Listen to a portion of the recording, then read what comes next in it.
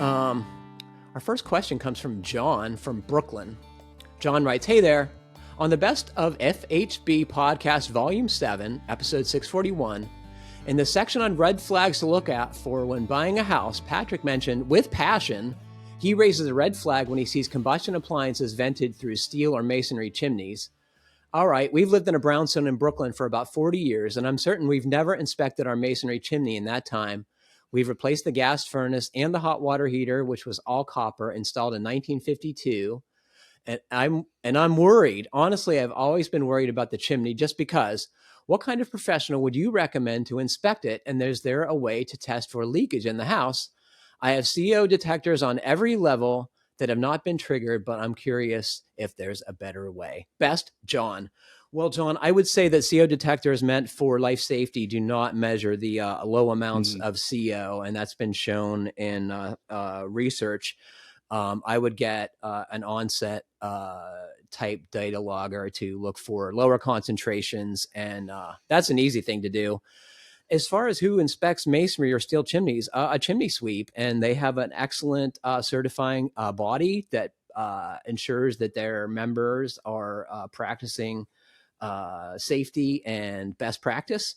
I would look to them. As far as finding one in Brooklyn, that might be a little more challenging because it seems like they're more likely to be found in rural places. But it's very wise to be concerned about these things because, as you alluded to, oftentimes these things are never inspected, even when equipment swaps happen. And, these things are old now, and masonry doesn't last forever. And oftentimes stuff was built poorly because you had so many air changes in these old buildings that it was a little worry. So I would get it checked out and, ask your neighborhood groups. I suspect there are many. If folks in your neighborhood have had similar inspections done and who they used, I think that would be a good place to start. Guys? I think you'd be able to find somebody in Westchester or Long Island that would be able to come and do that for them. People who might remember me talking on a much earlier podcast about selling our house in New York. The big sticking point of the sale was our fireplace.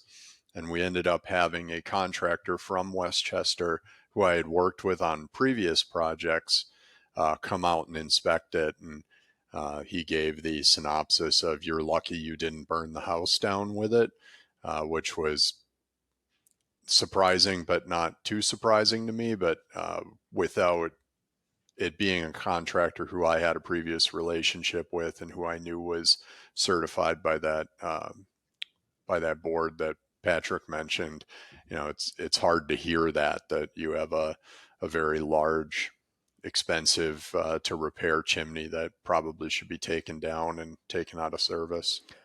Common, right, Ian? Yeah, very common. And that's what the guy told me from that chimney sweep company. It's not surprising to see. Have you heard of this, Brian? And if you can't find I just had another thought. If you can't find a chimney sweep company that you feel that you can get there to do the inspection, or that you feel good about, try a good energy auditing firm or building science firm who can do the indoor air quality testing and will likely know someone who could do the chimney inspection. So you could always start there if you're struggling to find people, but you probably want to have the indoor air quality testing done anyway. So it's good folks are paying attention to this stuff because, our housing stock in this country is such that, there's a good likelihood that, every masonry chimney built at the, turn of the century, turn of the 20th century is in very bad repair, and you can see them from the street.